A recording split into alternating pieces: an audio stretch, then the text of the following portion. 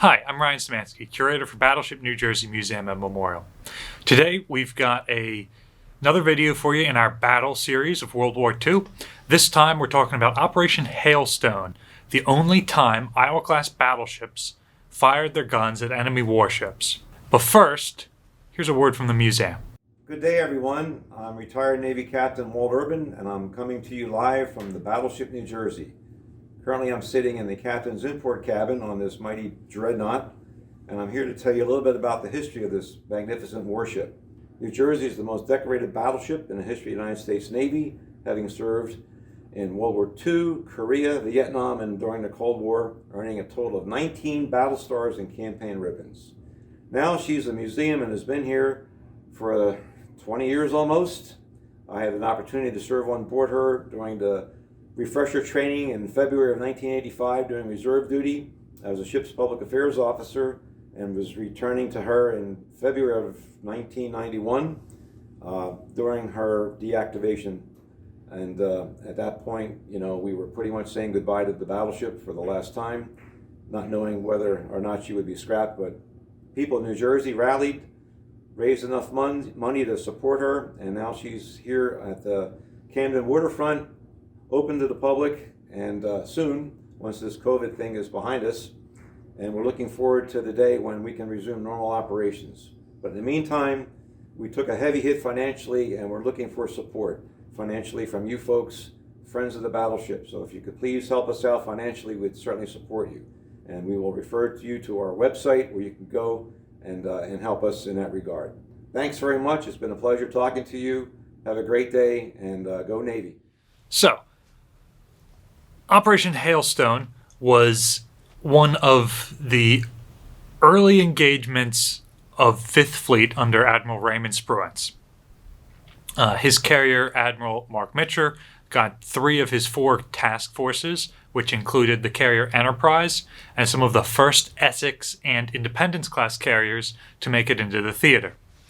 They were doing a carrier strike on Truk Lagoon. Bear with me with the name of the island here through the rest of the video. I found out today that it's probably supposed to be called Truk Lagoon, but in my 30 years of exclusively reading about it and never hearing it said out loud, it's always come out truck in my head. T-R-U-K is how it's usually spelled. So I'm going to try and call it Truk the way it's supposed to be, but I can hardly speak English, so if I slip back into truck, please forgive me. If you happen to be from the Marshall Islands and know the proper way to pronounce any of these names, give us a shout out down below. I'd love to hear. Truk had been one of the main Japanese fleet bases throughout the war. They captured it from the Germans in 1914, and following World War I, it was part of the Japanese mandate that they were able to continue to occupy it and fortify it. It's a series of islands surrounding a lagoon, and it made a perfect fleet anchorage. It was the main anchorage in the southeastern Pacific, and the Japanese used it a lot, especially through the Solomon Islands campaign. As the United States began to transition out of the Solomon Islands and into the Marshall-Gilbert's island chains at the beginning of the Central Pacific push, Truk started to become less usable by the Japanese. The United States both needed to neutralize it and to acquire their own anchorage for their fleet for the rest of the campaign. The United States decided, rather than attacking the heavily defended Truk with land forces to try and take it over, that they were instead going to take nearby Eniwetok and build from nothing a fleet anchorage there. That then required them to neutralize the extremely close Japanese fleet anchorage at Truk. Rather than launching an invasion, they were simply going to destroy it with carrier strikes and then leave it there, force the Japanese to continue to feed them, but make it no longer militarily useful. If you read American action reports, it'll say February 16th. If you read history books, it'll say the 17th into the 18th. There's an international dateline there and some other weird stuff. So we're going to go with the 16th, which is what shows up on all of our reports and documentation. But depending on which sources you read, it might say some different dates. In late 1943, U.S. aircraft started overflying Truk to as reconnaissance flights to take pictures of the various bases there to choose targets. They found 5 airfields, of course the main anchorage, and some other military installations around the islands. At this point, with the Americans on their door and seeing the reconnaissance flights, the Japanese are no fools. They know a reconnaissance flight when they see one. They start to withdraw their fleet further back into their the inner ring of their island possessions. It's a good thing they do, because when the Americans do finally show up in February of 44, they've got a fleet of 5 fleet carriers, Enterprise and 4 Essexes. They've got 4 Independence-class light carriers, 7 battleships, 10 cruisers, 28 destroyers, and 10 submarines, and around 560 aircraft. So this is probably the largest American fleet assembled up to this point. And by this point in the war, if the entire Japanese combined navy had have come out, it might have been a fair fight. But, of course, the Japanese combined fleet is divided between the various territories here. This is another prong in the American attack. There is still fighting in the South Pacific. There's still fighting in the Aleutian Islands. And now this thrust is coming up the Central Pacific. So the Japanese cannot concentrate their forces to meet it, and they do the wise thing and pull out of this fleet base, which is no longer usable to them. This means that they've got a limited number of ships there for the Americans to destroy. And while losing some of the auxiliary ships that they do there is devastating to the Japanese, they lose some 200,000 tons of merchant shipping. It's not as crippling as if they lost a fleet of carriers and battleships in port. The fighter sweep began before dawn on the 15th. The American carriers were using the new Hellcat fighters, while earlier Wildcat fighters had been outclassed by the Zero. The new Hellcats, which looked extremely similar, were far more powerful and were now faster and could outclimb the Zero, in addition to having heavier firepower and heavier armor. The Japanese had been on high alert since late 43, flying all sorts of combat air patrols, and by February of 44, they had stopped these patrols to give their air crews a rest. They had early radar installed at Truk, but the American aircraft either lucked into it or knew the capabilities of the radar system and were able to fly in under the radar. So the Japanese fighter pilots had only a few minutes to respond to the American attack. The fighter sweep came in. Roughly half of the Japanese aircraft were down for maintenance. Some were able to make it into the air. And in that early engagement, something like 40 Japanese fighters were shot down for single digits of American Hellcats. Throughout the rest of the day, aircraft would make it into the air sporadically, but there was no more serious organized resistance. At that point, the dive bombers and torpedo bombers were able to come in, and while this was one of the first actions that the SB-2C Helldivers participated in, the dive bombers were still primarily Dauntlesses, and the torpedo bombers at this point were all Avengers. The American aircraft were able to destroy the Japanese airfields and a number of aircraft on the ground there. They were able to attack other installations, and most importantly, they were able to attack the shipping in the lagoon.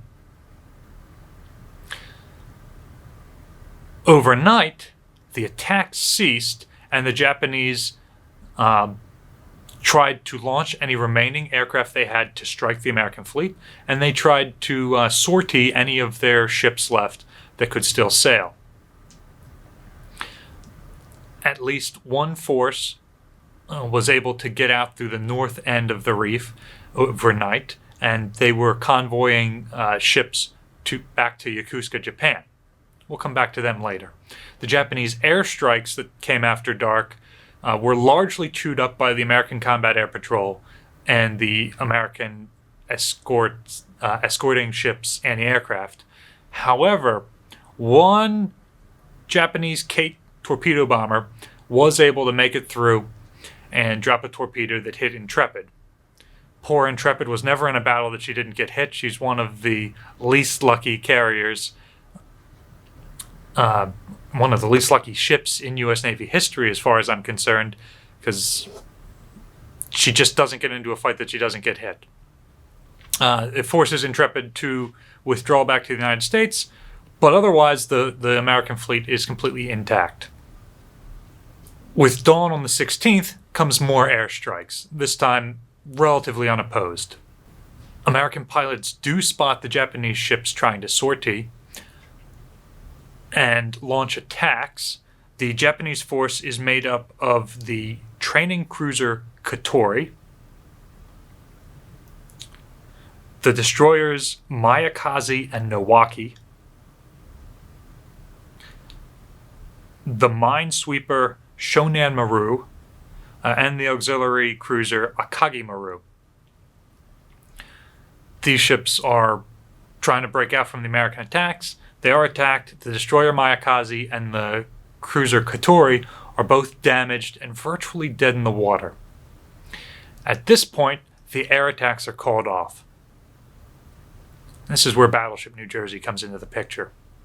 Admiral Raymond Spruance, commanding 5th Fleet and directly in command of Task Force 50.9, decided to bring in his task force to finish off these ships in a surface engagement. Spruance is a cruiser commander. He grew up on cruisers and destroyers and commanded the cruisers escorting Admiral Halsey's carrier task forces at the beginning of the war. And so even though he's now assigned to carriers, he's not a carrier aviator, he's not a carrier guy. He is a cruiser sailor, and he wants to do what every surface ship sailor trains for, which is bring his ships into a gunfight with enemy ships. The ships directly under his command are Battleship Division 7, with the Battleship Iowa as the flagship, and Battleship New Jersey as Spruance's personal flagship. The cruisers Minneapolis and New Orleans, and 4 destroyers.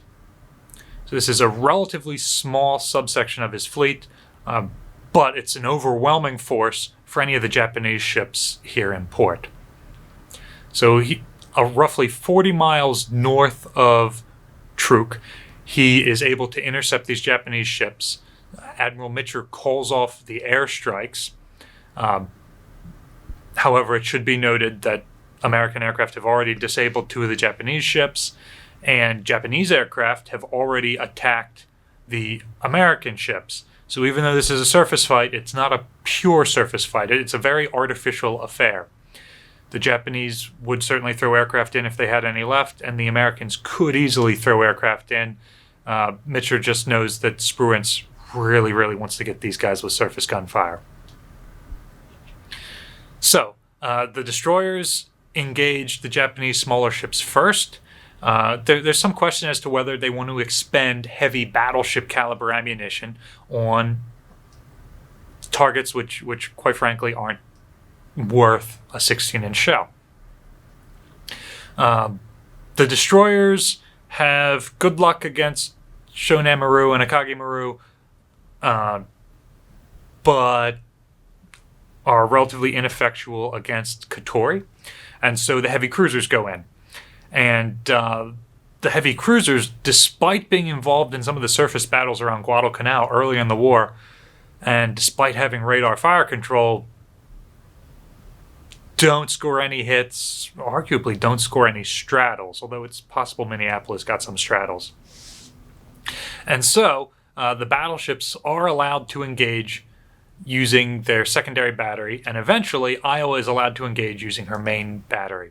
So Iowa puts shells on Katori, and while no hits are reported, as Katori sinks, there are at least 2 huge holes observed in her. And no hits are observed for any of the ships, so Iowa, I believe, is rightly credited with sinking Katori. Meanwhile, New Jersey finishes off Shonen Maru at a range of just 800 yards with her 5-inch guns, and then engages the Japanese destroyers. Poor Mayakaze, which is disabled at this point, has come under fire by most of the American ships, and she continues to fire even as her decks are awash.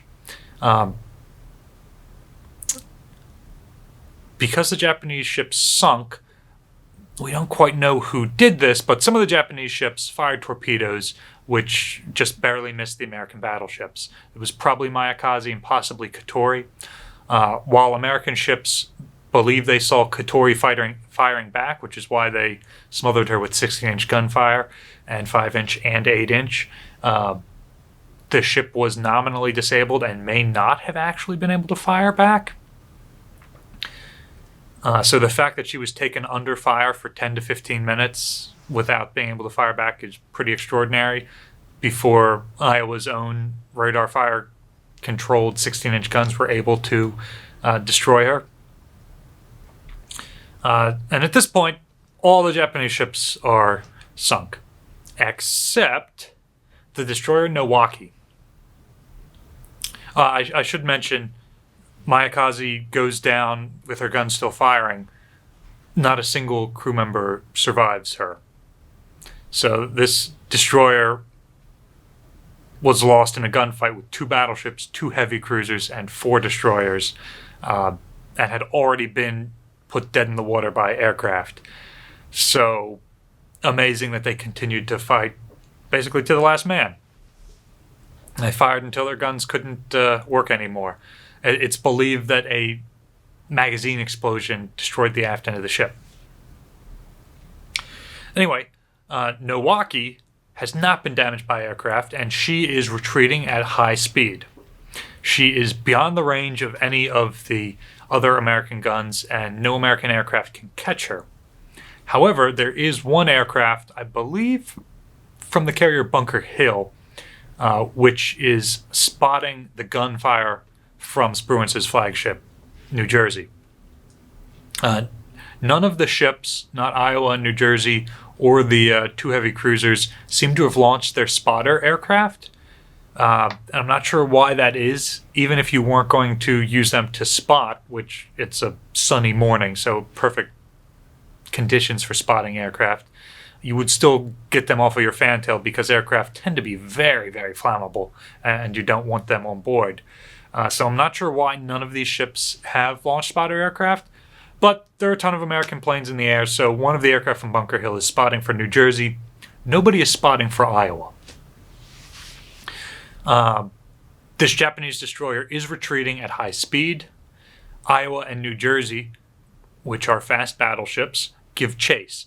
They both get up to about 30 knots, which is roughly their max speed at 212,000 horsepower at this time period with the amount of weight they had on them. I know they're rated for 33 knots, but 30 knots under a full wartime load is pretty good. And they're both 6 months or more out of dry dock, so there's a lot of growth fouling their hulls. Anyway, so they're chasing this Japanese destroyer at 30 knots, and they are engaging her at somewhere between 30 and 35,000 yards, which is over 15 miles. Now keep in mind, the longest hit ever recorded from a battleship or any surface gunship onto an enemy ship is at 26,000 yards, about 13 miles. Both the British battleship Warspite achieved a hit like this on an Italian ship in the Mediterranean, and the German battleship Scharnhorst achieved a hit like this on a British aircraft carrier. Well, now Iowa and New Jersey are attempting hits like this on a destroyer at an even greater range. In fact, they're engaging this destroyer beyond the range of any other American battleship's guns. So the 16-inch 45 caliber gun can barely reach out beyond 30,000 yards, but the 50 caliber gun can. So they're engaging a target at a range that no American battleship ever did before or since. Long story short, Milwaukee is zigzagging to avoid shell hits, so she's doing what's called chasing the splashes. The idea being, I'm a battleship, I fire at an enemy ship, I miss, I'm going to adjust my fire and shoot somewhere else. So the destroyer trying to escape my fire goes to my shell splashes, knowing that I'm not going to shoot in the same place twice. New Jersey is firing 3-gun salvos. Because she is chasing, only her forward guns can be brought to bear. So she's firing 3 guns from the forward turret, adjusting, and then firing 3 guns from the aft turret. In my opinion, this was a huge mistake. At that range, the shells are in the air longer than it takes to reload the guns. So I know they're trying to save money on ammunition, but then you probably shouldn't be firing at a ship that's beyond any range that you've trained at. So they should have just fired full gun salvos, because by the time the shells landed and they adjusted, they would have had all 6 guns ready to fire again, and it doubles the chance of hitting the target. Iowa was firing full 6-gun salvos, but she didn't have an aircraft spotting for her. New Jersey's Bunker Hill's aircraft spotting for New Jersey did help a lot with the aiming. However, they kept reporting Milwaukee's speed as about 25 knots. So Milwaukee was almost certainly going higher than 30 knots. Iowa, without spotting, estimated that if they're doing 30 knots and they can only see the enemy massed over the horizon, that the enemy ship's probably also doing 30 knots or more. So they were probably plugging more accurate information into their fire control computer. Even so, both Iowas managed to straddle the Japanese destroyer, and both Iowas get up above 31 knots, approaching 32 knots, chasing this Japanese destroyer, which I imagine they only did by overloading their engines. While the Iowas could create 212,000 horsepower, you could, in theory, overload them about 20% to go faster for bursts. So I suspect that's what the Iowas did, even though the reports don't specifically say this. At the end of the day, after expending about 40 rounds each, the chase is called off. Milwaukee is able to escape, and she eventually joins the Japanese fleet at the Battle of the Philippine Sea, where the Iowa-class battleships are again present, and then at the Battle of Leyte Gulf, where Iowa-class battleships are again, this time with New Jersey serving as Halsey's 3rd Fleet flagship. During the Battle of Leyte Gulf, Milwaukee is probably the ship that sinks the destroyer Johnston. She herself is sunk before the end of the battle, although, unfortunately, New Jersey is not there to catch her. Some American heavy cruisers do. So that brings us to the end of the engagement. Truk has been effectively neutralized, and 45 Japanese ships have been destroyed in the anchorage. Roughly 250 aircraft, and more importantly, their pilots, have been lost by the Japanese. On the American side, it's roughly 40 individuals, 11 people on Intrepid, and the rest aircrew. Truk will no longer serve as a base for Japanese warships, and the American invasions in the Marshall and Gilbert Islands can proceed. The United States was able to take Eniwetok and set up a fleet base there. And later they were able to springboard from that operation into taking Saipan and Tinian and having bombers within range of Japan. At this point, the Big Blue Fleet, sometimes called Third Fleet, sometimes called Fifth Fleet, is an unstoppable force in the Central Pacific. The Japanese do not have enough ships to be able to fight direct action against them. They will try in the Philippine Sea, and they will try at Leyte Gulf, but they're fighting a losing battle. American carrier pilots are much better trained at this point and much more experienced. American carrier aircraft are the best in the world at this point, and the newest generations of American ships have now entered the fight, with Iowa-class battleships, Essex-class carriers, Independence-class light carriers, Baltimore-class cruisers. The Japanese are still largely fighting the war with pre-war ships, and the United States has gotten their last generation heavy hitters into the fight. Operation Hailstone and the attack on Truk Lagoon is also the only time that Iowa-class battleships do what they were designed to do, which is fire their guns on enemy surface ships. While they can do shore bombardment, and they do for the rest of their career, and while they do make excellent carrier escorts and anti-aircraft batteries, and they do that for much of their career, this is the one time that they fight enemy surface ships. The problem is they were designed to fight enemy battleships, particularly the Congo-class fast battleships, and instead they're firing their guns at Japanese destroyers, which are significantly smaller than they're supposed to hit. Had New Jersey been firing at a Congo fleeing, I have no doubts that New Jersey would have scored 16-inch hits, and those 16-inch hits would have done enough damage to allow New Jersey to catch that Congo and destroy her. It should also be noted that this is basically New Jersey and Iowa's first combat. They are green ships, and their fire is extremely accurate, more accurate than the older cruisers, which do have significant combat experience. There are a lot of myths out there about this battle. I've heard it said often that this battle proves that the American battleships couldn't see where the 16-inch shells were firing if they were also firing their 5-inch guns, and that doesn't show up in the reports.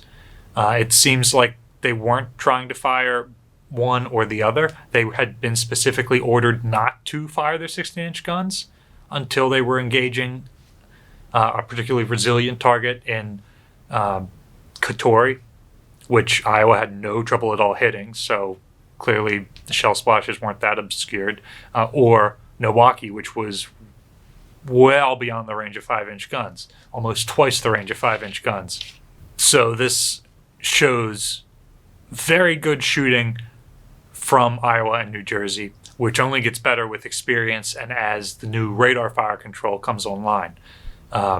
Both Iowa and New Jersey disabled their surface search radars with the concussion of firing their 16-inch guns, but both were able to range accurately on a target in the sun using their fire control radars, and only being able to see their own shell splashes and the enemy ship's mast.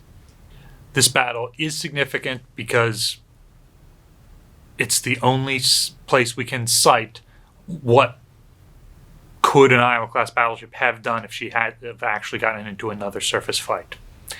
And while other sailors like Bull Halsey tried to get her into another surface fight, it just never happened.